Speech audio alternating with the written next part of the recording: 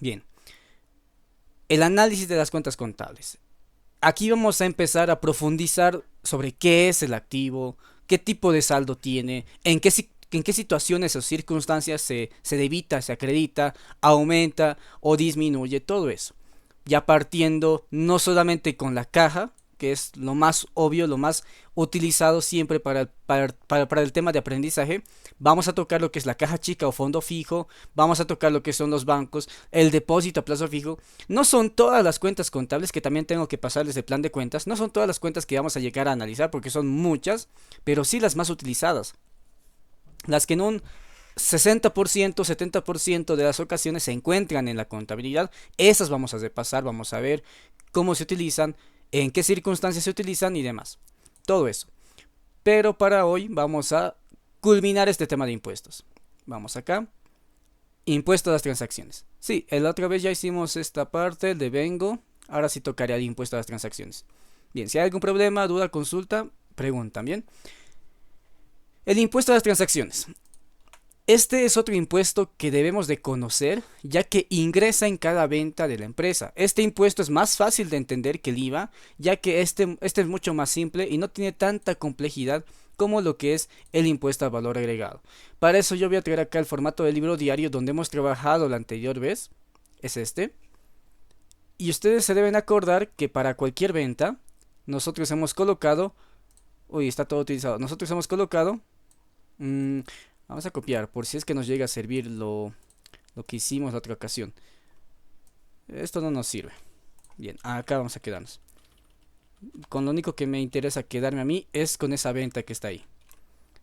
Esta es la venta que hemos generado la anterior vez, en la cual teníamos tres cuentas contables. Primero, siempre que yo voy a vender algo, ¿no? Al vender algo, ¿qué es lo que sucede? En cualquier circunstancia, no importa si es una empresa, no importa si es un pequeño negocio, siempre cuando yo vendo algo, me pagan.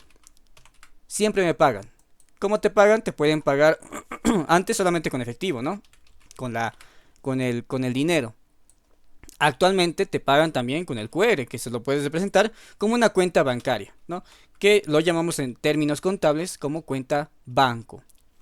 Te pueden pagar tanto en forma física, como es el efectivo, o mediante una transferencia, un QR, un cheque, o sea, el banco. Y como a ti te están pagando con el banco, recuerden la ley del movimiento de cuentas, el activo es todos los bienes y derechos que la empresa posee. El efectivo es un bien que poseemos. El banco también es un bien que poseemos. Entonces, ¿esto qué es? Esto es un activo. Y cuando a mí me pagan con alguno de estos dos métodos, yo incremento mi activo, incremento mis bienes. Y si nos fijamos, tenemos que abrir acá nuestro pequeño, nuestro pequeño formulario. Si nos fijamos acá, la ley del movimiento de cuentas me indica que cuando un activo incrementa, tiene que registrarse al debe. Ya lo hemos repetido muchas veces, pero es nuevamente tenemos que volver a interpretarlo para poder grabarnos lo más que se pueda acá. Como está incrementando, pues voy a colocar acá el monto que me están pagando, ¿verdad? Y del otro lado que voy a colocar la cuenta de ingreso. ¿Por qué? Porque si bien ingresa dinero, y esto lo hemos tocado en la partida doble que te establecía que por cada acción que pase va a tener una reacción. Si algo aumenta, algo disminuye. Y es utilizado para evitar el lavado de dinero, los fraudes y demás. ¿Por qué? Porque controla todo lo que la empresa realiza. Si yo meto 919 dentro de mi empresa, ¿eso qué quiere decir? Que de algún lugar me están pagando. No me están pagando por una cuenta por cobrar, ¿no? No hay ningún tipo de préstamo que yo he realizado anteriormente y de eso me están pagando. No es un ingreso de dinero por causa de algún préstamo, por causa de algún aporte de capital. No es por ningún tipo de suceso como ellos. Es por una venta. Entonces yo tengo que justificar por qué está ingresando el dinero, por qué estoy colocando 919 en el debe. Y esa justificación, ¿por qué es? Porque es una venta. La venta, al vender algo, nosotros consideramos ese dinero proveniente de un ingreso. Ese ingreso tiene un saldo acreedor. Los ingresos, pasivos y patrimonios, cuando aumentan, acá están, pasivos, patrimonios, ingresos, cuando aumentan se tiene que ir al haber. Es decir, acá en nuestra transacción tendría que estar 919.54 en el haber. Pero cuando hacemos una venta, cuando hacemos una compra, cualquier tipo de venta, compra, conlleva una factura. La factura representa un documento fiscal que avala que estamos tributando. Quiere decir que estos 919 no son mi ingreso real, porque de estos 919, una cierta parte es para mí, eso lo hemos tocado el día de ayer, una cierta parte es para mí, que van a ser los 800 bolivianos que ya hemos calculado, 800 bolivianos es de mí, y la otra parte, que es el 13%, los 119, es para quién, es para el fisco, ¿no? Por tanto, no puedo apropiarlo como ingreso algo que no es para mí. No puedo colocarlo los 919.54 como ingreso mío. Es de ahí donde yo tengo que distinguir, es de ahí de donde yo tengo que clasificar. ¿Cuánto es mío? Lo mío es los 919 menos los impuestos. Eso es lo mío. ¿Y cuántos serán los impuestos? Para eso calculo acá la cuenta contable que se utiliza para registrar el IVA cuando hacemos una venta. Débito fiscal IVA, y esto representa, hemos indicado acá, el 13%. Pero el 13% de qué? El 13% de la venta total. El 13% de la factura. Es decir, el 13% de los 919.54. Coloco acá 919.54 y lo multiplico por el 13%. Ese es el impuesto, eso es el dinero que no es mío, simplemente lo mantengo en mi empresa, pero es del Estado, es del Servicio de Impuestos Nacionales. Por tanto, la venta de mercaderías, ¿a cuánto asciende? Asciende a 919.54, la totalidad de lo que me han pagado, menos el impuesto, que es 119.54. Esto es lo mismo que decir que mi ingreso mi ingreso neto, es igual al valor que es recibido, al valor de la factura, multiplicado por el 87%. Que bueno, va a salir quizás un valor con decimales porque no estamos tocando el 100% de los decimales. Pero si hacemos el redondeo, pues me da los 800 netos. Ahí está, es la forma en la que hemos clasificado, es la forma en la que hemos identificado cómo se tiene que tratar el IVA. Y acá vamos a colocar la fecha, vamos a colocar 1 de septiembre del 2025. Hasta ahí. Pero acá en Bolivia nosotros tenemos dos impuestos que tenemos que pagar. Siempre y cuando hacemos una venta. Al vender, y esto solamente pasa al vender se genera el IVA, que recuerden que es el 13%, pero también se genera el IT, de lo que vamos a hablar el día de hoy, el impuesto a las transacciones. Y hay una diferencia muy clara y muy notoria en cuanto al IVA y el IT. ¿Cuál es esa diferencia? Que el IVA, ¿se acuerdan? Era igual a un impuesto indirecto. ¿A qué se refería con impuesto indirecto? Que no lo paga el que, vamos a colocar aquí igual, no lo paga el que compra, el que vende, lo paga el que compra. El vendedor simplemente agarra un dinero que no es suyo. Pero con el IT, con el impuesto a las transacciones, es muy diferente. Es un impuesto directo, por así decirlo. Es decir, que lo paga el vendedor, el que recibe la plata. Por tanto, ahí está la diferencia. Es por eso que cuando nosotros hacemos alguna transacción contable que genere IT, 1 de septiembre del 2025, no colocamos acá caja IT por pagar. No colocamos de esta forma. En acá sí.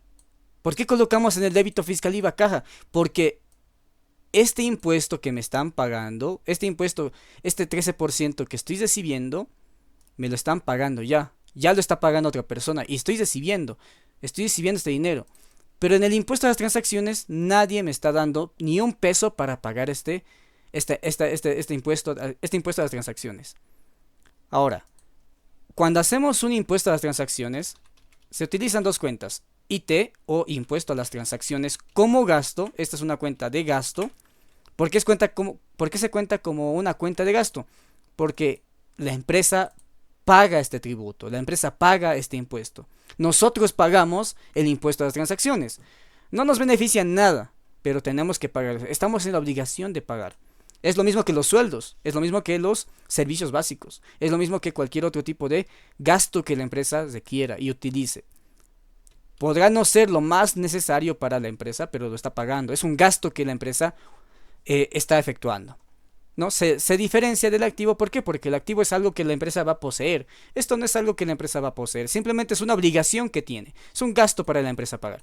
Por eso es que muchas veces llegamos a confundir, al menos yo me confundía, ¿por qué colocamos IT contra IT por pagar? Y acá nunca existe débito fiscal IVA contra débito fiscal IVA por pagar. Bueno, al menos mi duda siempre ha sido eso. Ahora ya lo sé, ahora sé que colocamos IT contra IT por pagar porque el IT es un gasto. Y no lo pagamos de forma inmediata. Si lo pagáramos de forma inmediata sería aquí caja. ¿Cuánto es el impuesto a las transacciones? Va a ser el 3% de la venta, 27.59. Si yo lo pagara en ese momento sería como cualquier otro gasto. ¿Qué gastos existen? Vamos a colocar aquí un gasto normal, un gasto cociente. Servicios de limpieza, bien, sin el IVA, sin nada. ¿Cuánto hemos pagado por el servicio de limpieza? 100 pesitos. ¿Cómo has pagado? Con caja, 100 pesos. Perfecto. Cuenta de gasto, cuenta de activo. Pagas el gasto y lo pagas con efectivo. Pagas un sueldo, sueldos y salarios, 100 pesos, cuenta de gasto, contra caja, porque lo pagas en efectivo. Impuesto a las transacciones es un gasto para la empresa, es un gasto igual que otro tipo de situaciones. Impuesto a las transacciones y lo estás pagando con caja. Pero al igual que el IVA, y vamos a verlo enseguida, el IT no se paga de forma inmediata. Lo mismo que el IVA, no podemos vender algo, agarrar el 3% de esa venta y depositarla a la cuenta corriente del Servicio de Impuestos Nacionales. No se puede pagar de esa forma.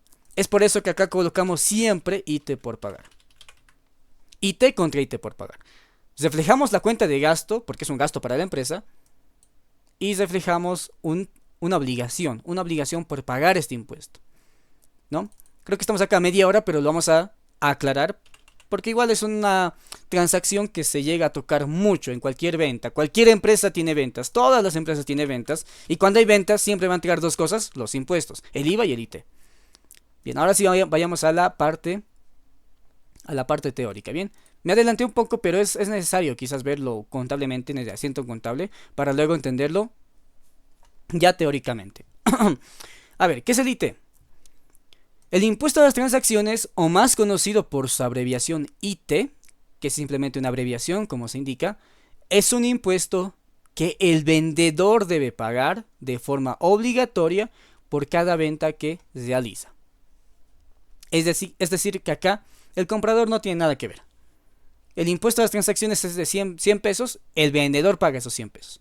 Por tanto, aquí no hay ningún tipo de compensación, ¿verdad? No hay ningún tipo de compensación, porque no hay uno que paga el impuesto y otro que está gastando el impuesto para pagarlo después. No, acá tú vendes, tú pagas un porcentaje de tus ventas, nada más. A diferencia del IVA, sí lo paga el vendedor y no el comprador. Por tanto, el impuesto a las transacciones no debe de estar incluido en el precio de factura. Y esto es algo que muchas personas lo llegan a realizar. Vamos a encontrar acá nuestra tablita. Acá está. Acá está. Vamos a ver. Aquí. Hemos hallado nuestro precio de venta y precio de factura. En el cálculo de nuestro precio de venta y precio de factura, ¿qué es lo que hemos hecho? Hemos venido acá. Hemos indicado cuánto cuesta nuestro producto. Costaba 600 pesos. No, sí, 600 pesos. ¿Cuánto queremos ganar de la venta de este producto? 200 pesos. Esta es nuestra ganancia. Ganancia por la venta de esta mesa. Pero recuerda que tienes que pagar un impuesto. ¿Qué impuesto? El impuesto al valor agregado. Entonces sumale 119.54. Suma todos esos importes y esa va a ser tu precio. Ese va a ser tu precio de venta, precio de factura. Lo que te tienen que pagar para que tú sigas ganando los 200, recuperes lo invertido y pagues el impuesto sin alterar tu utilidad. Ese es el valor que hemos determinado, ¿verdad? 919.54. Eso es lo que hemos hecho el día de ayer. Pero ¿qué pasaría si nosotros acá queremos incluir el IVA? ¿Recuerdas tú que tienes que pagar el IT? Y acá lo metes. ¿Cuánto vas a meter? Vas a meter el 3% de la venta. 27.59. Haciendo que este impuesto lo pague el comprador. Tu precio de factura sería un poco más. Le estarías vendiendo más caro. ¿Esto es apropiado? No, esto no es apropiado. ¿Por qué? Porque en ningún momento de la norma nos indica que el impuesto a las transacciones es un impuesto que tiene que pagar el que compra. Simplemente es un impuesto que tiene que asumirlo y pagarlo el que vende. Por tanto, no ingresa el impuesto a las transacciones en ninguna circunstancia al precio de la factura. Nunca. Muchos sí lo hacen, no contablemente, pero sí en la vida diaria. Tú les dices, quiero la factura. Ah, entonces ya no te cobran 800. Recuerden que nos estaban cobrando 800 sin la factura. Ahora, con la factura, nos van a cobrar un poco más. Nos van a cobrar la sumatoria del producto, de su ganancia y ahora del IVA. 919. Pero hay otros que incluso van más allá de eso. Y te cobran por el producto, por su ganancia, por el IVA, por el IT. Y hasta incluso le meten el IUE, que es un impuesto que no vamos a ver todavía porque es parte de los estados financieros, por tanto no vamos a verlo todavía, pero también lo meten. El IVA corresponde al 25% de tus ganancias. Igual le meten acá. Y eso está mal, pero nadie dice nada porque no hay ninguna normativa que te diga a cuánto debes vender, a cuánto debes comprar. No te dicen eso, ¿no? Si hay dos productos de igual calidad, del mismo material, dos bolígrafos, digamos, ¿no? Bolígrafo 1, bolígrafo 2, este cuesta un peso y este cuesta 100. ¿Tú cuál comprarías? El de un boliviano. Pero si quieres comprar el 100, nadie te prohíbe que tú compres el de 100 bolivianos, ¿verdad? Así como tampoco nadie te dice, tú vas a vender a este precio sí o sí. Tú si quieres lo vendes más caro, lo vendes más barato, depende de ti. No es tu propia decisión. Pero simplemente para aclarar, ¿no? Que no tiene que incluirse el IVA. Digo, no tiene que incluirse el IT en el precio de factura. Es un gasto que incluye la empresa, siempre. Ejemplo. Pipo vendió su mesa, seguimos con Pipo. Pipo vendió su mesa por 919.54 bolivianos y pensó que estaría libre de impuestos ya que había recaudado su ganancia esperada y el monto para pagar el impuesto al valor agregado. Sin embargo, Pipo se enteró que además del IVA debe pagar el IT y lastimosamente para Pipo, y esto hay que remarcarlo, este impuesto sí lo paga él y no el comprador. Esa es la principal diferencia entre el IVA y el IT. Y acá tenemos la representación de Pipo. Acá está la persona, está feliz por haber recaudado los 919, de los cuales él pensaba que 119 era para impuestos y seguiría ganando los 800 bolivianos que anteriormente tenía planeado ganar. Y como se ha olvidado que también tiene que pagar un impuesto adicional de su venta total, no de su ganancia, de su venta total, de la venta facturada, tiene que pagar el 3%. Es decir, 919.54 por 3%, 27,59, lo que hemos calculado acá. Y esto sí o sí lo tiene que pagar, obviamente no ahorita, pero cuando finalice el mes. De esa forma. ¿Quiénes van a pagar el impuesto a las transacciones? Este impuesto lo pagan las personas que dentro del territorio nacional ejerzan algún tipo de comercio, industria, profesión y oficio, alquiler de bienes, prestación de servicios y cualquier otra actividad lucrativa o no. El tratamiento del IT es bastante complejo, no tanto como el IVA, sin embargo también tiene algunos tratamientos especiales como actividades que no están alcanzadas para pagar el IT o actividades exentas, pero eso ya vamos a verlo más adelante. Igual que el IVA, hay algunas actividades, incluso dentro de estas actividades, que no están siendo alcanzadas por el impuesto a las transacciones. Como cuál, la venta de libros, el turismo receptivo, hay actividades que no tienen que pagar impuestos, así en pocas palabras. ¿Por qué? ¿Por qué están privilegiados? No es que estén privilegiados, sino es por incentivar algunas actividades. Por ejemplo, el de los libros, publicaciones, revistas, está amparado bajo una ley, la ley 366, si no me equivoco, que trata sobre fomentar la lectura en el país, para que comprarte un libro no cueste 200 bolivianos y te desanimes más y más en poder leer, ¿no? O poder adquirir algún libro. Entonces, gracias a esa ley, los libros son más baratos, supuestamente, y fomentan a la lectura, ¿no? Algo así. ¿Cuánto se paga del ITE? Yo creo que muchos ya sabemos. Su alícuota es del 3% sobre el total de la venta facturada, sobre los 919, no de lo que es tu ganancia, no solamente del impuesto al valor agregado, sino de lo que tú facturas, del 100% que tú recibes. ¿Dónde se paga el ITE? El impuesto a las transacciones, al igual que otros impuestos, se los paga al Servicio de Impuestos Nacionales, ya que ellos son quienes recaudan los tributos. Ahora hay que aclarar que el impuesto a las transacciones no se lo paga de forma diaria, igual que el IVA, sino que se tiene que pagar el ITE generado por las ventas del mes en las fechas específicas. Esto lo vamos a entender mucho más cuando ya no hagamos solamente un ejemplo, dos transacciones, sino unas 10 o 20 o 15 transacciones cuando mucho. Más allá de eso ya quizás es demasiado moroso. Unas 10 transacciones en las cuales va a haber 3 ventas, vamos a sumar todas esas ventas y al final del mes recién vamos a calcular cuánto se tiene que pagar. El pago de este impuesto se lo debe de pagar en función al NIT, igual que el IVA. Se tiene que pagar, son como hermanos, siempre se pagan esos dos formularios al mismo tiempo, en los plazos establecidos según la normativa. ¿Se acuerdan de esta imagen? Es lo mismo que el IVA. Si vamos a retroceder acá un poco, donde estamos, IVA, plazos, acá debe estar. Ahí está. Impuesto al valor agregado. ¿Dónde se paga el IVA? ¿Cuándo se paga el IVA? Según la terminación, que es 13 dígitos más tu número de terminación. ¿Sí? Si tu NIT termina en 7, a ese 7 le sumas 13 números, o sea, 13 dígitos. 13 más 7 te da 20, ¿no? Entonces tienes que pagar hasta el 20 del mes próximo. Misma aplicación para el ITE. No hay ninguna variación. Ambos se pagan al mismo tiempo. Ya, bajamos. Nota nos indica. El impuesto a las transacciones se controla mediante la emisión de la factura, igual que el IVA. Es decir, si tú emites una factura por el valor de 200 bolivianos, de ahí hay que multiplicar el 3% y obtendrás el impuesto a pagar. 200 por 3% me da 6 pesos. Cabe recalcar que este impuesto sale del bolsillo del vendedor. El comprador no interviene en ninguna situación en el pago de este impuesto. Nuevamente se aclara acá. Bien, si no hay preguntas, continuamos. Luis, ¿y el ITE lo podemos sumar al precio de venta? Sí, lo puedes sumar, Luis. No hay como decíamos, ¿no? No hay ninguna normativa que nos limite. Pero la normativa tampoco te dice, haz esto. No es un impuesto que lo paga el que compra, sino el que vende. Lo correcto sería que esto no lo metas en tu precio de factura. Ni en el precio de venta, peor. ¿Lo puedes hacer? Sí. Puedes incrementar tu precio de venta, sí.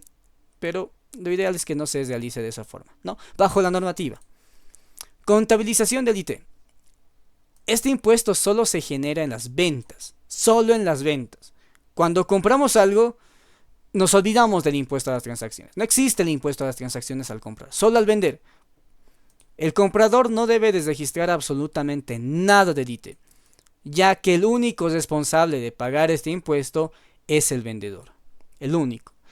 El registro contable es de la siguiente forma, y aquí tenemos un ejemplo. En la fecha 5 de mayo del 2025, que esto me tengo que acordar que tengo que modificar, impuesto a las transacciones contra ITE por pagar. Obviamente no esto, ¿no? El de arriba, el que estaba más antes. ¿Cuánto? 6 pesos contra 6 pesos. ¿Por qué registramos el impuesto a las transacciones? Porque es una cuenta de gasto. Es un gasto para la empresa pagar este impuesto. No es como que nos beneficiemos de algo. No es como que tengamos un crédito por pagar este impuesto. Por eso es que se lo considera como un gasto. Una salida de dinero. Recordemos el concepto del gasto, del egreso, del gasto y del costo que estaba acá. Gasto es algo necesario, ¿no? Es una erogación, es un desembolso de dinero para cubrir gastos necesarios. Tenemos que cubrir necesidades de la empresa. ¿Es necesario pagar esto? Sí, lastimosamente, porque la normativa me establece que tengo que pagar el 3% de mis ventas. No me beneficio como tal en algo tan grande, pero estoy obligado a hacerlo, ¿no? Y ahí se clasifica. El impuesto a las transacciones es un gasto comercial. Acá se lo mete al gasto, como gastos comerciales. Acá. Bien, seguimos. El registro se realiza de esa forma ya que 1. La empresa es quien asume, vamos a achicar esta parte para que se note, ahí, la empresa es quien asume el pago del impuesto, por tanto se apropia la cuenta de impuesto a las transacciones en el debe, como cuenta de gasto. Es un gasto y el gasto está incrementando para la empresa. Y si nos fijamos en la ley del movimiento de cuentas, nos dice, gasto que aumenta se los registra al debe, ¿no? Por eso tenemos acá nuestro formulario, porque prácticamente esto nos va a ayudar a comprender cualquier tipo de transacción. Segundo, la empresa debe de cancelar este impuesto, pero no lo hace en el momento de la venta, ¿verdad? Sino lo hace una vez que se termine el mes. Así que la cuenta impuesto a las transacciones por pagar, y cualquier cuenta que diga por pagar, ya estás representando una deuda, una obligación, una responsabilidad para la empresa. Representa una obligación o un pasivo, ¿no? Pasivo, ¿qué es? Deudas y obligaciones que la empresa posee. Por eso es muy importante conocer los 5 conceptos, ¿no? Egreso, ingreso, activo, pasivo y patrimonio.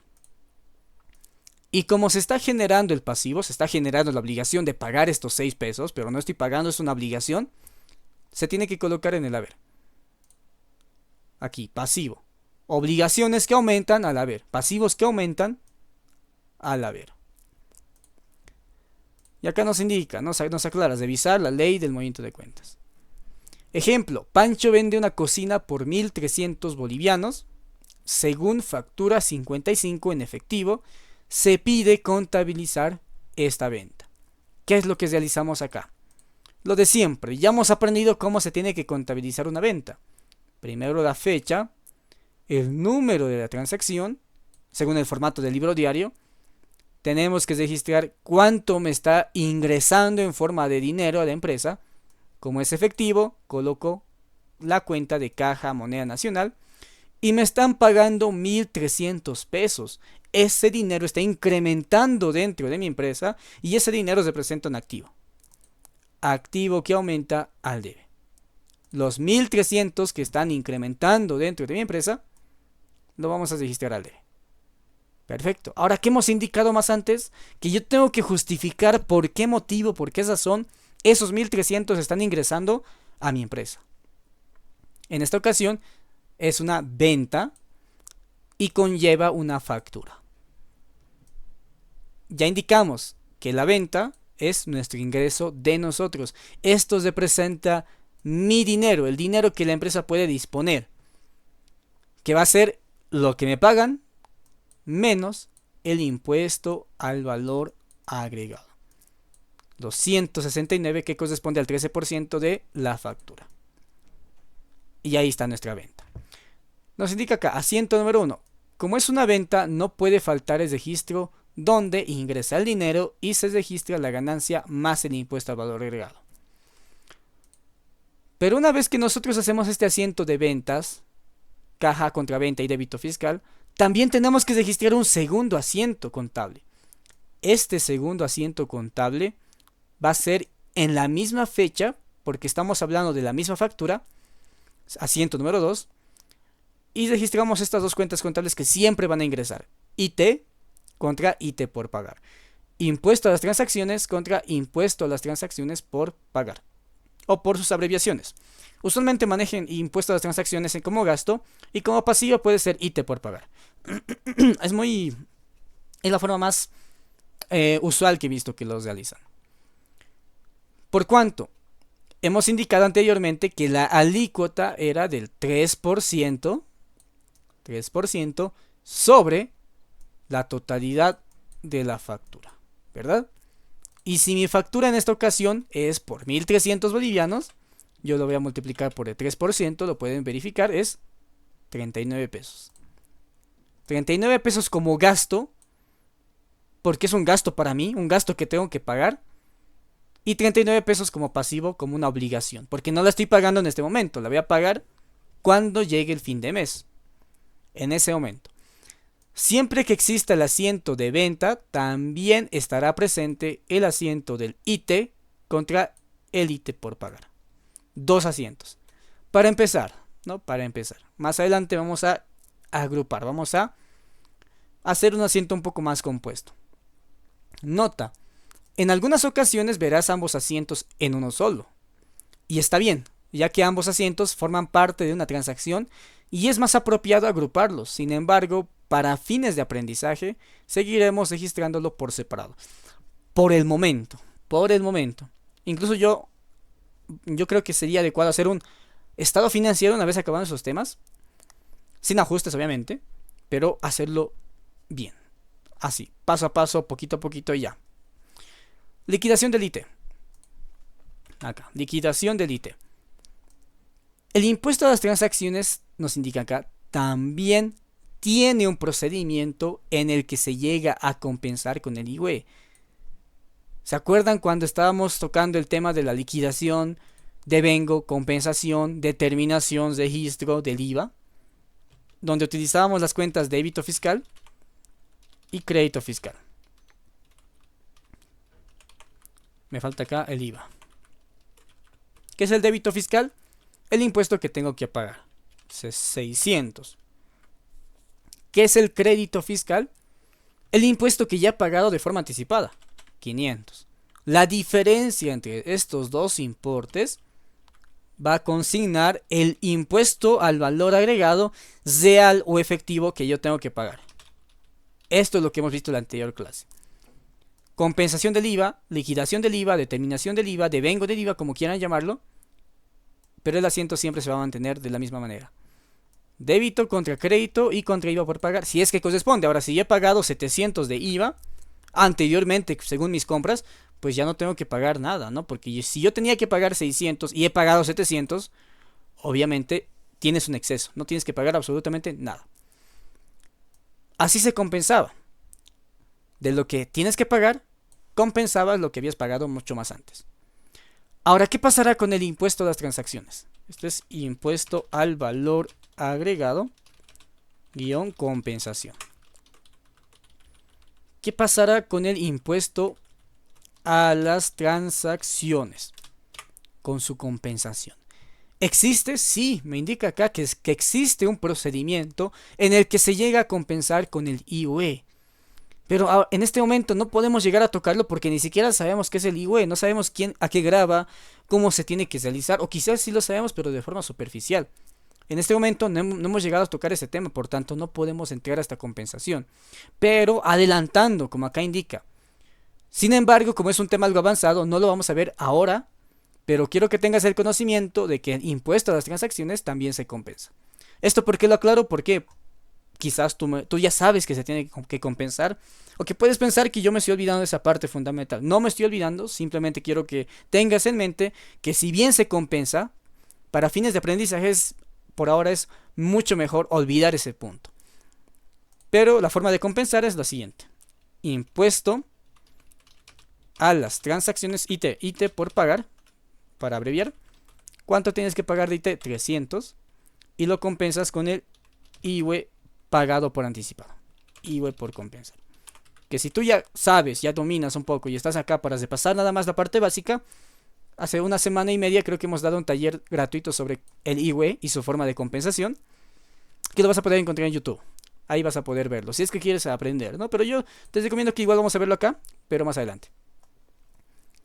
Como puedes ver en el ejemplo anterior, en el asiento número 2, acá está el asiento número 2, nosotros ya hemos realizado el registro del impuesto a pagar.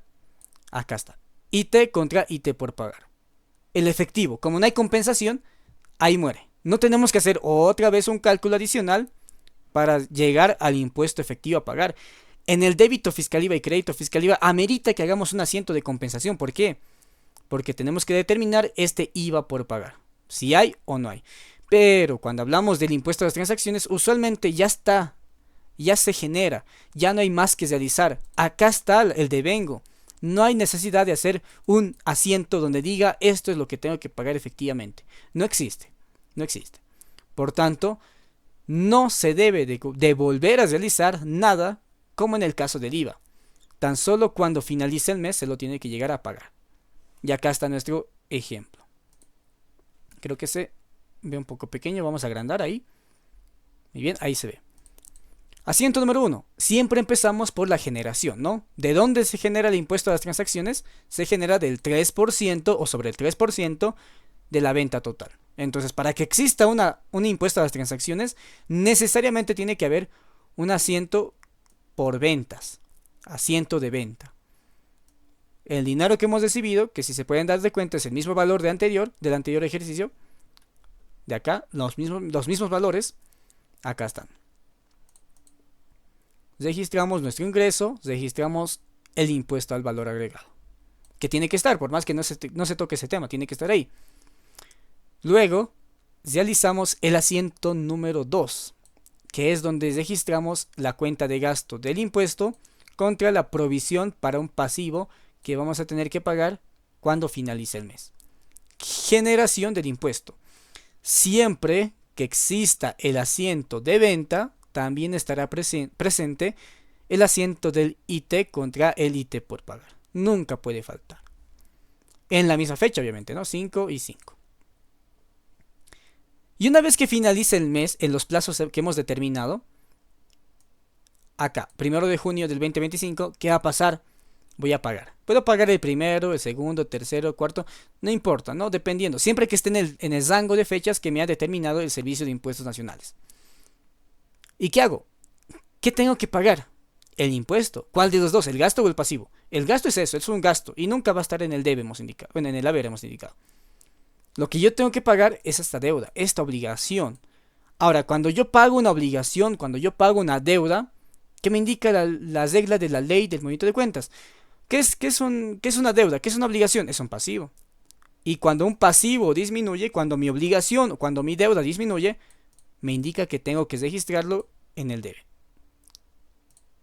Por tanto, yo coloco acá impuesto a las transacciones por pagar al debe. ¿Por qué? Porque estoy pagando este impuesto que anteriormente se había generado. ¿Cómo pago? Con efectivo o con banco o con ambos. Por tanto, va a estar acá en el haber. Porque el efectivo, el dinero es un activo para la empresa, es un bien o un derecho para la empresa y cuando un activo disminuye, se tiene que registrar al haber. ¿No? Esto lo hemos indicado, yo que sé, unas más de 100 veces lo hemos indicado desde que hemos tocado el tema de la ley del movimiento de cuentas. ¿Por qué? Porque son reglas. Bajo estas reglas nos regimos en cualquier tipo de registro contable. Y en todo el curso que vamos a llegar a dar, quizás lo vayamos a mencionar más de 1000 veces. Porque en base a esto hacemos todo.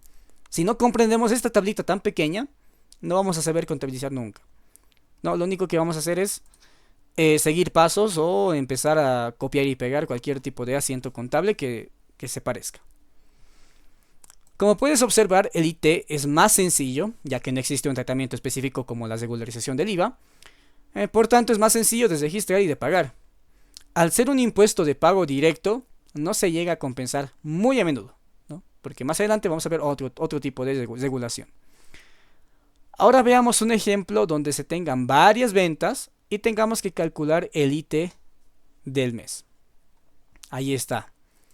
No se paga impuesto por impuesto, ¿no? Día por día, venta por venta. Se paga por mes, por periodos. Y un periodo, hablando del IT, es de un mes completo. Tenemos acá la venta número 1, la venta número 2, venta número 3, venta número 4. Por tanto, sumamos impuesto a las transacciones de la venta 1, de la 2, de la 3 y de la 4 me da, acá está la sumatoria, 214. Y se lo paga en su totalidad, sin opción a compensar por ahora. Pasos para realizar el correcto registro del IT. Primer paso. Sumar todos los impuestos a las transacciones por pagar del mes. Realizar un cuadro auxiliar para saber cuánto tenemos que pagar del IT. Paso 3. Pasado el mes se debe de pagar el impuesto a las transacciones si es que hubiera, ya sea con caja o bancos. Se realiza el pago en función a la fecha de vencimiento. Y paso 4, se repite el proceso mes tras mes. Obviamente esto de los cuadros auxiliares y la sumatoria de asiento por asiento es un poco más sencillo, porque lo que tendríamos que hacer es, no sé si tengo acá una práctica, lo que tendríamos que hacer es lo siguiente.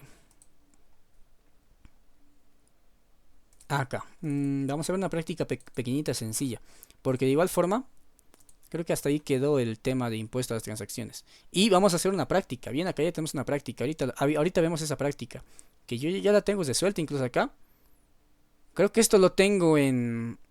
Sí, esta es la práctica que yo lo tengo resuelta en acá, en este tipo de mapas mentales. Entonces, eso igual se los voy a pasar. Pero después de que ustedes lo vayan a realizar como práctica. A ver, a ver, a ver. Dibujos. Creo que es este. A ver, lo abriremos. Flujo, flujo. No, no es este.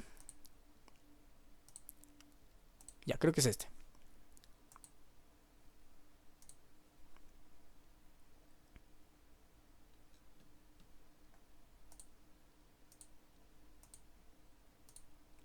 Ya. Sí, es esta, solo que esta no es.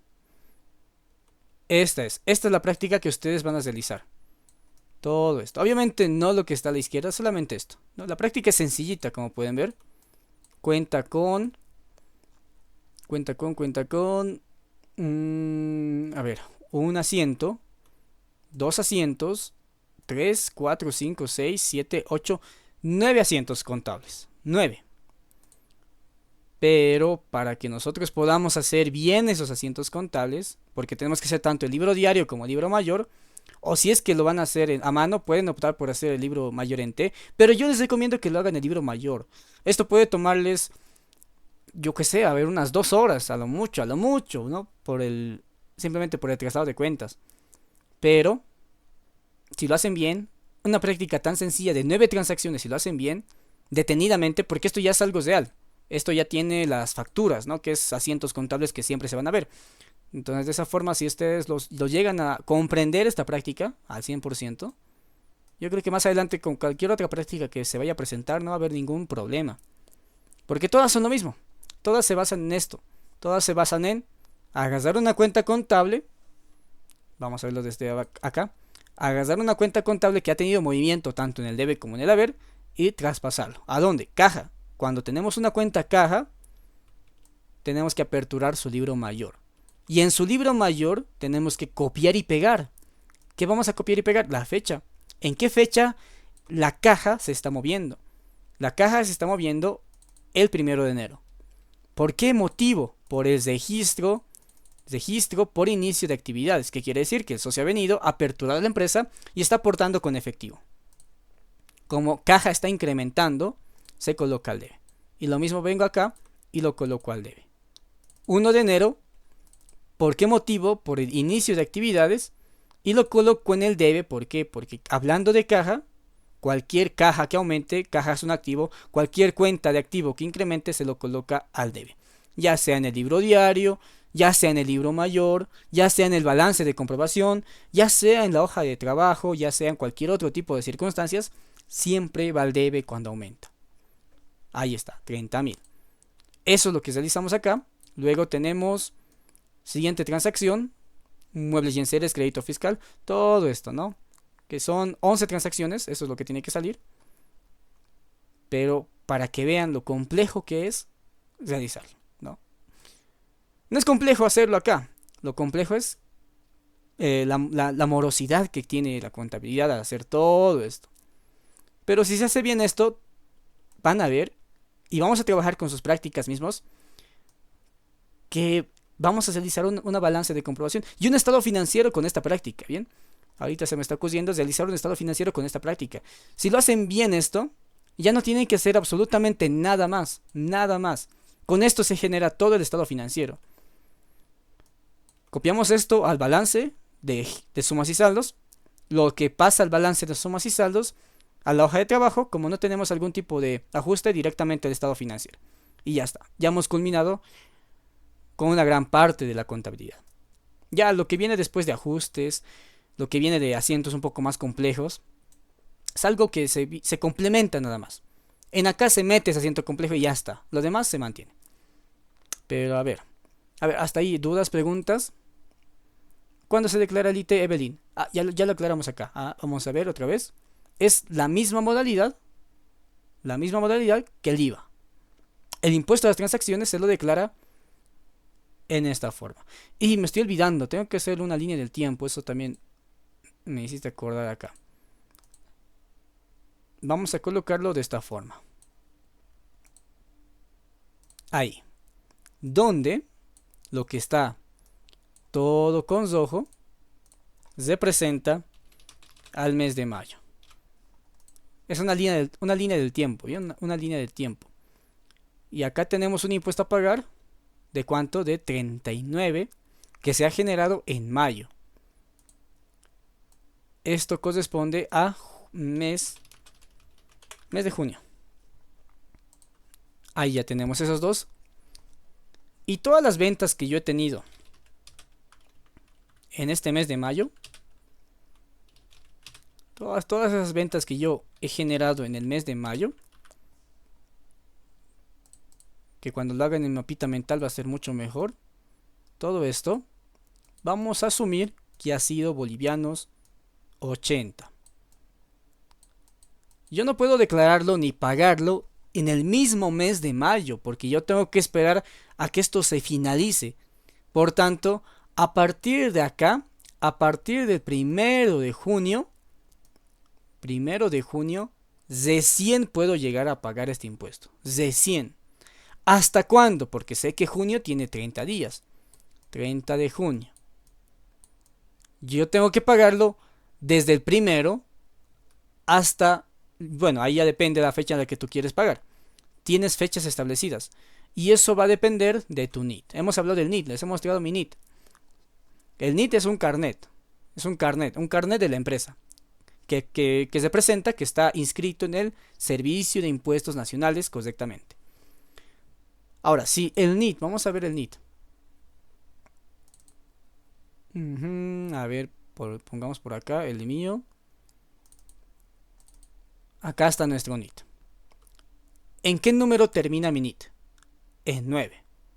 Por tanto, yo tengo que revisar este cuadrito que indica: si tu NIT termina en 9, tú tienes como máximo hasta la fecha 22 de cada mes. Es decir, si estoy declarando el impuesto a las transacciones de mayo, tengo hasta el 22 de junio para pagar. Máximo, como máximo. Si mi NIT terminara en 2, tengo que pagar hasta el 15 de junio. Ojo que ahí dice, puedo pagar hasta el 15.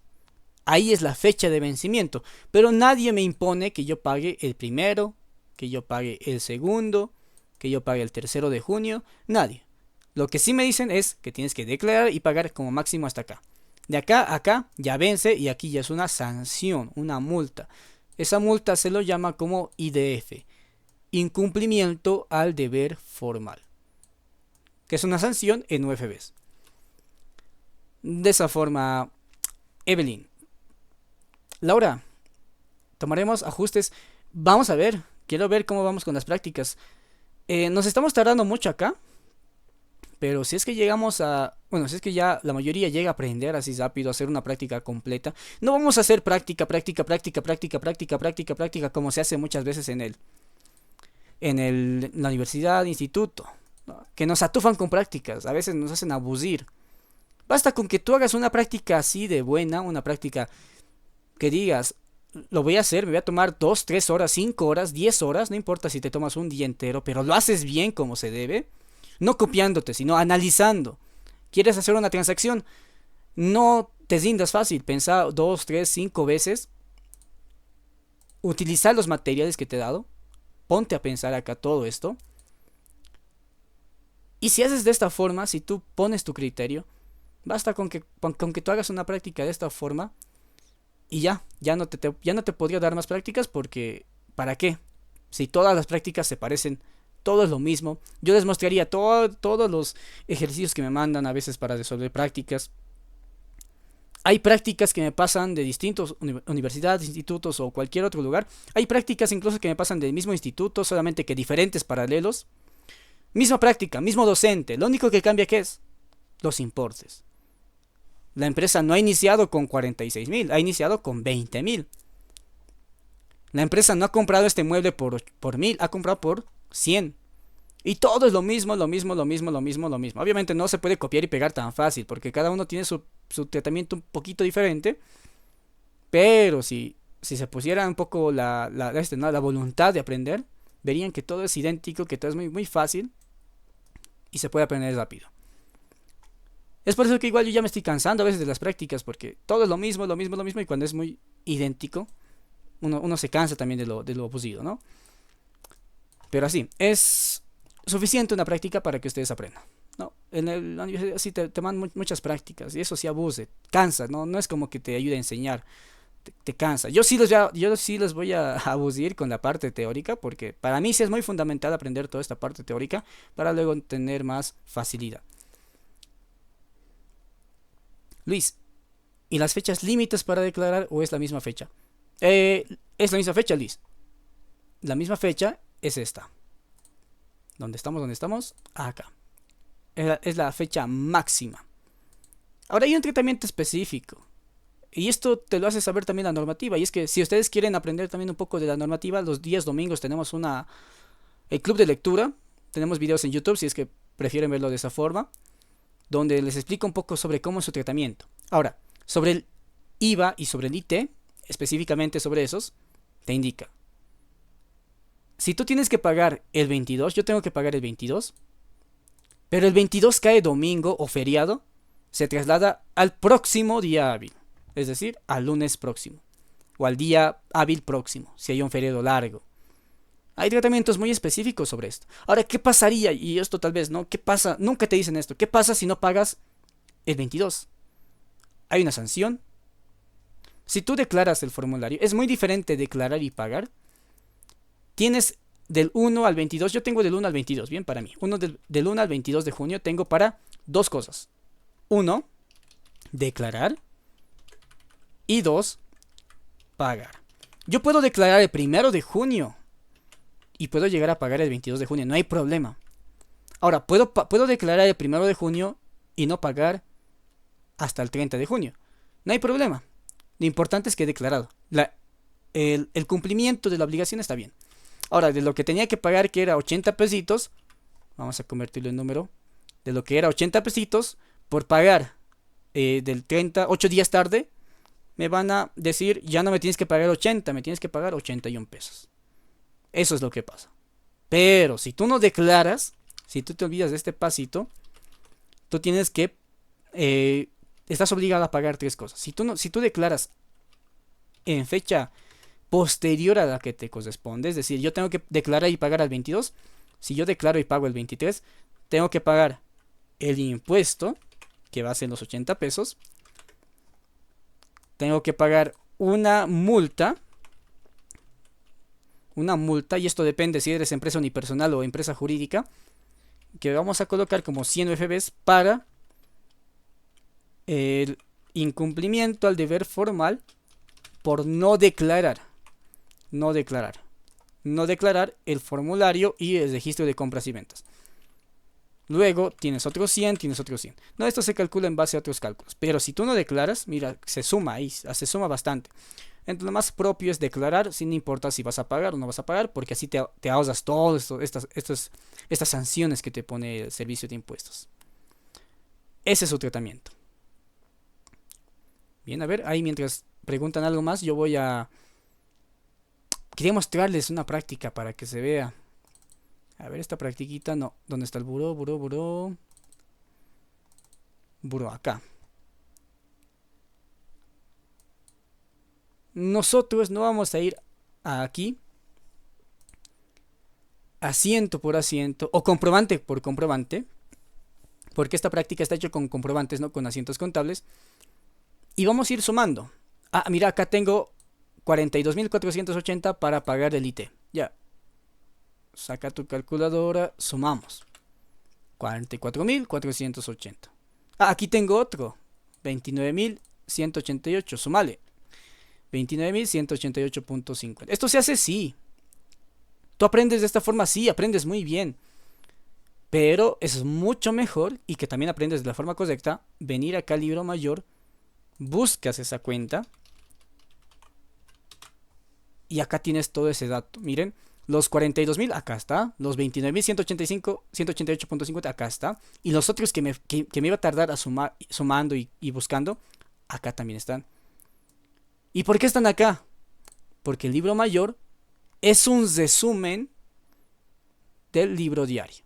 Todo lo que está en el libro diario se encuentra en el libro mayor, solamente que de forma distinta. El libro diario agrupa asiento por asiento las transacciones diarias de la empresa.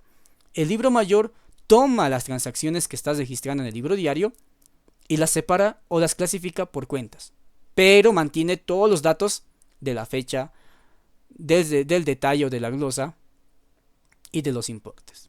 Para eso nos sirve el libro mayor. Y es por eso que el libro mayor se lo hace de forma simultánea. Si tú vienes acá, registras acá caja o bancos, venta y débito fiscal, apenas acabes el asiento 1, antes de pasarte al asiento 2, tienes que registrar libro mayor de caja o bancos por 100 pesos, libro mayor de venta de mercaderías por 87, libro mayor de débito fiscal IVA por 13. ¿Por qué de esa forma? Porque ¿de qué te sirve el libro mayor si no te proporciona información? Una vez que hagas todo tu tratamiento, cuando ya pagues todo tu IT, cuando ya hayas venido acá y hayas hecho la sumatoria individual, ¿para qué te va a servir el libro mayor? El libro mayor te tiene que dar esa información para que tú evites estar haciendo este tipo de conteos inapropiados. Es por eso que el libro mayor se hace conjuntamente, no se lo hace de forma separada o al final. Cosa que muchos hacemos, yo también lo hago. Bueno, yo lo hago porque ya en Excel se puede filtrar, se puede hacer cosas y es más conveniente, ¿no? Pero para aprender, cuenta por cuenta. Nuevamente, ¿no? No importa si te tardas mucho, con tal que hagas una práctica bien, suficiente. La práctica, Evelyn, la práctica va a ser un poco larguita, ¿no? Y como algunos te están trabajando, estudiando, esto no es sus clases, son adicionales, tampoco quiero exigirles. Y los que no estaban al inicio les mencioné que tengo que viajar desde el 15 al 19 y aparte que tengo que dar un curso, entonces nos falta solamente un tema o dos temas. Vamos a tomarnos un receso y en ese receso que les voy a dar van a tener el tiempo para poder hacer la práctica lo más bonito posible, ¿no? Lo más perfecto posible. Luis, yo tengo NIT, pero mi contadora siempre dice que tengo que declarar hasta el 8 de cada mes. Perfecto, Luis. No, mira, es que lo que pasa es lo siguiente, mira. Tú tienes NIT, ya, tú tienes tu actividad económica. ¿Y cuándo vas a declarar tus impuestos? ¿Cuándo le llevas la documentación a tu contadora? Porque debes de llevarle en una bolsita, en algún lugar, tus facturas de compras, tus facturas de ventas y tus recibos. Muchas personas llevan todo, ¿no? Para que ellos ya clasifiquen, ordenen todo. ¿Hasta cuándo lo llevas tú? ¿O cuándo llevas usualmente? Hasta el 8, perfecto. Pero lastimosamente muchos llevan el 8 o el 9. Y nosotros tenemos, ya te mencioné acá, dos momentos. No, no era acá, era acá. Nosotros tenemos, ¿dónde lo he colocado? Acá lo coloqué. Para hacer la declaración de impuestos, lo primero, tenemos que enviar una previa, por así decirlo. Tenemos que enviarle al Servicio de Impuestos Nacionales una previa. ¿Qué es esta prueba? Se lo llama como un registro de compras y ventas. Una consolidación. Es decir, no importa si vas a declarar o no todavía, no importa si es la información final, igual tienes que enviarle un previo resumen, algo de lo que ya, parte de lo que vas a declarar. No sirve para mucho, pero lo han implementado, Entonces, esto tenemos que realizarlo sí o sí hasta el 9 de cada mes. Siempre, para todos, para todos. Después de hacer esto, ya tenemos un plazo para declarar. Y eso sí ya depende según tu NIT, ¿no? Según tu NIT. Si tu NIT termina en 0, tienes que pagar y declarar, o al revés, declarar y pagar. ¿Hasta cuándo? Hasta la terminación de tu NIT más 13 dígitos. 13 de cada mes. Si termina en 1, lo mismo, hasta el 14 de cada mes, porque 1 más 13, 14. Y así sucesivamente. Ahora, ¿por qué te piden hasta el 5, hasta el 8? Porque el servicio de impuestos se satura. Y actualmente está muy saturada de información. Con el cambio que ha habido recientemente se complica todavía, ya que como están migrando su sistema del SIAT 1 al SIAT 2, la información sigue siendo lenta. Y actualmente yo no sufro de eso, porque yo... Y es por eso también que no lo pude completar la tablita, porque yo declaro el 1 de septiembre, segundo, tercero, máximo cuatro. ¿Para qué? Para no tener complicaciones después, porque cuando llega el 8, cuando llega el 9, hoy día, todos declaran de golpe. Y el sistema se satura, ya no carga la información, y es un dolor de cabeza. Entonces yo lo hago los primeros días. Y los contadores prefieren que la información se les entregue los primeros días porque no es agarrar y declarar. Bueno, depende mucho del cliente. Pero tenemos que asegurarnos de que esté bien. Por tanto, mientras más antes, y he visto bastante las consultoras, cuando vence los impuestos, el 6 así. ¿No? Y algunos se asustan, llega el 7, recién traen los impuestos asustados pensando que ya hay ¿no? Ya hay multa, pero no, es solamente para que traigan, ¿no? Porque todos somos bolivianos, todos entregamos la información a última hora y eso no le conviene al contador. Yo cuando estaba en la consultora me quedaba hasta las, sí o sí, los últimos 2 días hasta las 8 de la noche, 9 10. Y no es broma, hasta las 10:30 me llegaba a quedar. Lo bueno era que el jefe no tenía su auto y nos llevaba a veces. Entonces, pero sí, hasta las 10 de la noche, 10:30 de la noche, porque los clientes traen tarde, es lo malo. Los primeros días muchos no traen también ahí, me rascaba también, ¿no? Bien, pero eso. A ver, ¿tienen más dudas, preguntas?